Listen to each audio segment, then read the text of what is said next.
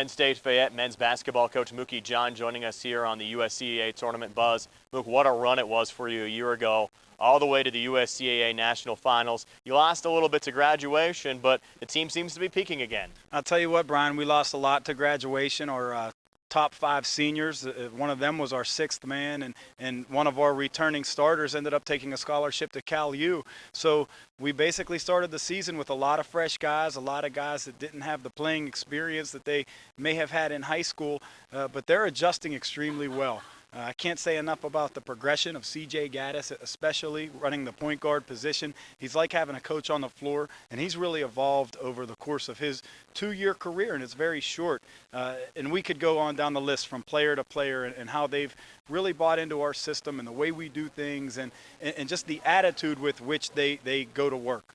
I see players on your roster from Hawaii, from California, from Minnesota, to Maryland. How do you continue to get players from across the country here to Penn State Fayette? Well, Brian, a good magician never reveals his secrets, but you know, the key to something like that and bringing in these quality student athletes, you go to a marketplace that has a lot more of a pool from which to pick. And there aren't as many schools, say in California, as there are here, and there aren't as many opportunities for those kids to play or continue their academic and athletic careers. So we try to look at those cities with big pools, and we have a lot of help on the West Coast. We have a few guys working out there for us to recruit some student athletes, and a lot of guys working to get some people into the Fayette system on the West Coast. So we do have some help, but you know, we like to look at those big cities where you might get a kid that's overlooked that could do really well in our conference. You certainly have a lot to offer prospective student athletes that come here to Penn State Fayette. You look at the gym right behind us, and you look at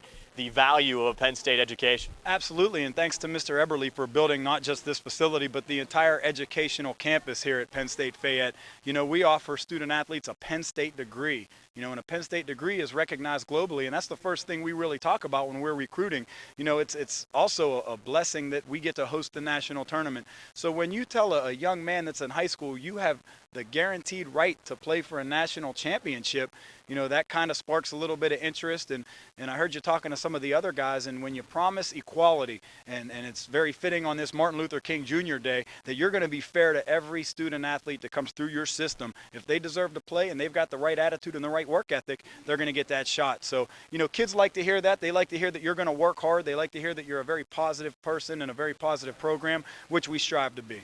You don't have 25 kids on your roster. You've been playing 8 to 10 throughout the course of this season. I talked to Coach Mattern earlier, and he said the same thing about the women's program. Basically, if you come here to Penn State Fayette, you're going to get an opportunity to play. Absolutely, and we're looking at a kid right now from Florida that we're telling that, and we're looking at a couple of kids from San Diego and one from California and another kid from Florida. You know, they know that with a short roster, they've got a guaranteed right to earn that playing time every day in practice, and that's a heck of a recruiting tool too. You know, we're going to keep our programs to quality numbers instead of having quantity. And how much did last year's run to the USCAA final validate some of your promises?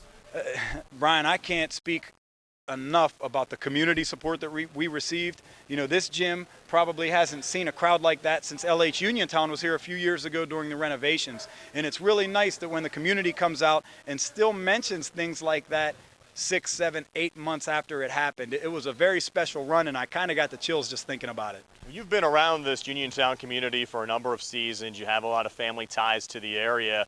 You saw this Penn State Fayette program maybe 10 years ago and saw where it was at to where this program is now in the national finals a year ago. Talk about that evolution over your 4 years here as the head coach. Well, we have a diamond in the rough here at Fayette. You know, it's a beautiful facility, it's a great education, and you've got a chance to play for a national tournament.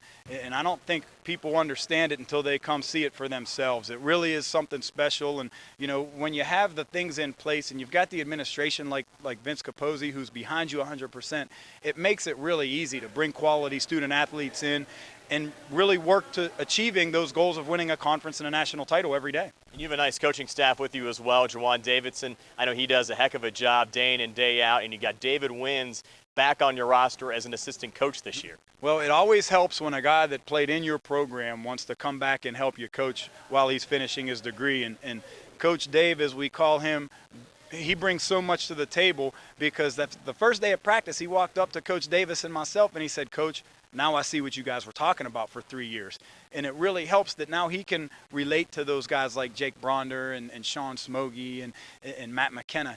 It really helps. And Coach Davis, well, we work very well as a team. We grew up in the same system and with the same beliefs, and we took the same approach to the game from the time we could remember the game. So we complement each other very well, and I for certain wouldn't be here if it wasn't for Coach Davis and all the effort that he puts forth day in and day out. You also brought some older players back in here as well. De'Aaron Jenkins, my first season doing games here around Fayette County, he was a senior at Uniontown High School, and that was 12 seasons ago. He's come back to Penn State to get his degree. You got Matt McKenna now on your roster, another player that 6-7 years ago hit the game-winning shot in the WPIAL title game for Pittsburgh Central Catholic. Now you have those players coming back to school to get a Penn State education and playing basketball at the same time. And most importantly, you mentioned getting a Penn State education.